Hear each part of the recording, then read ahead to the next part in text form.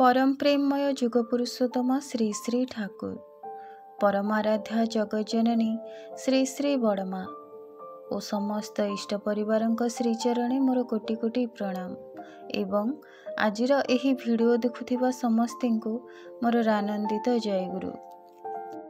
आजिर इष्ट प्रसंग शेष पर्यंत शुणिबाकु चेष्टा करिवे।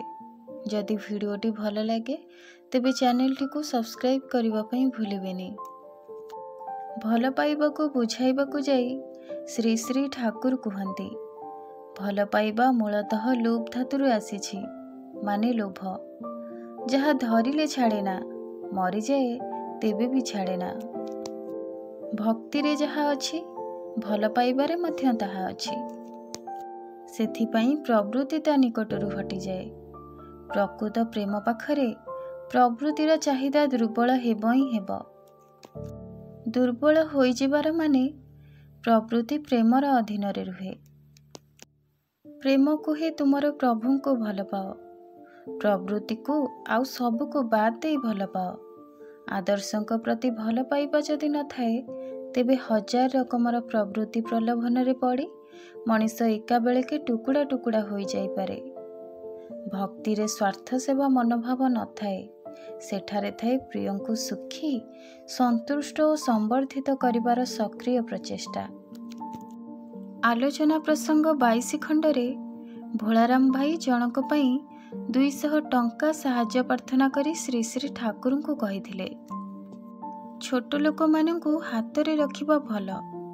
श्री श्री ठाकुर तांको केड़े सुंदर भावरे बुझेई देथिले। मु छोट लोकों को भी हाथ रे रखिबाकु चाहेना, बड़ लोकों को भी हाथ रे रखिबाकु चाहेना। मो पाखरे छोट भी बड़ आउ बड़ भी छोट। मु काहाको हाथ रे रखिबा पई किछि करेना। मु भल पाए, तेणु मन जहा पई जहा चाहे ताहा ही करे। मनीष जेमिति निजर छुआ पिलांक पई करे, ठीक सेमिति। हाथ रे थिले से मोर खूब सुविधा करि देबो, आउ हाथ रे न रहिले मु विपन्न होई पड़िबी, एमिति मोर मने हुए ना। जिए जहाकु भल पाए ता पाखरे से ही बड़। तुम पाखरे तुम छुआ जेमिति बड़, ता पई तुमे केते कर। आउ वर्तमान तुमे जहार कथा कहूच मु तो ताकु भल पाए, तेणु ता पई कौन कर जाए से दिगरे निजर ही ख्याल अछि। पुणी आलोचना प्रसंग 3 खंडरे ठाकुर कहती काहा काहाकु देखा जाए मोर सेवा खूब करुछंती, किंतु अन्य मनीषंक सहित मोटेरु भल व्यवहार करती नहीं।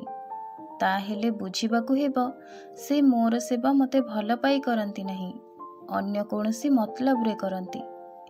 मते जदि केही भल पाए तेबे मु जहा भल पाए नहीं ताहा से करि पारे नहीं।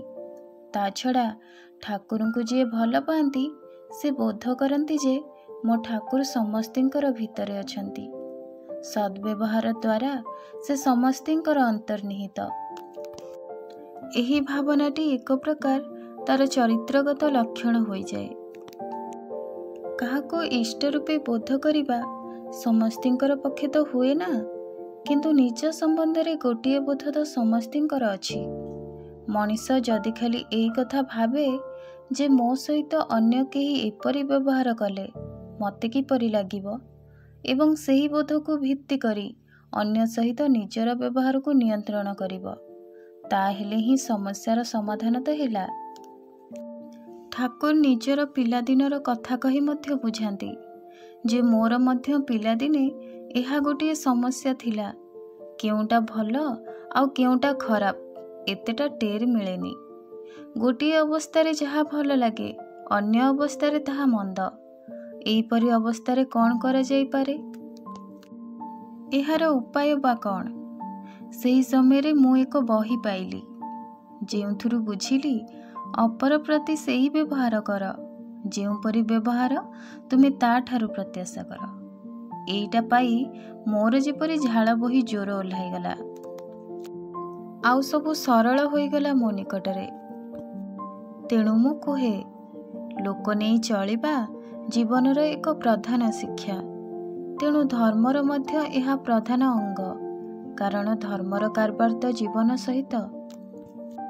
प्रेम भिन्न आउ रक्षा नहीं, ଭଲ ପାଇବା ପାଇଁ ଭଲ ପାଇପାରିବୁ ନାହିଁ? ତା ଯଦି ପାରୁ ତାହେଲେ କିନ୍ତୁ ସବୁ ପାରିବୁ। କେବଳ ଭଲ ପାଇଲେ ସବୁ ଗୋଳମାଳ କଟିଯିବ। ହିଂସା, ଦ୍ୱେଷ, କୁଟିଳତା ସବୁ ଚାଲିଯିବ। ବେଶୀ ତର୍କ ଯୁକ୍ତି ମଧ୍ୟରେ ଯାଅନା। ସାରା ବିଶ୍ୱକୁ ସରଳ କରି ପକାଅ ଓ ଭଲ ପାଅ। ସବୁ ଉଚ୍ଚ ଭାଙ୍ଗି ସମାନ ହୋଇଯିବ। 2-4 ଦିନ ଜୋର କରି ଭଲ ପାଉ ପାଉ ଭଲ ପାଇବା ମଧ୍ୟ ଶିଖିଯିବୁ।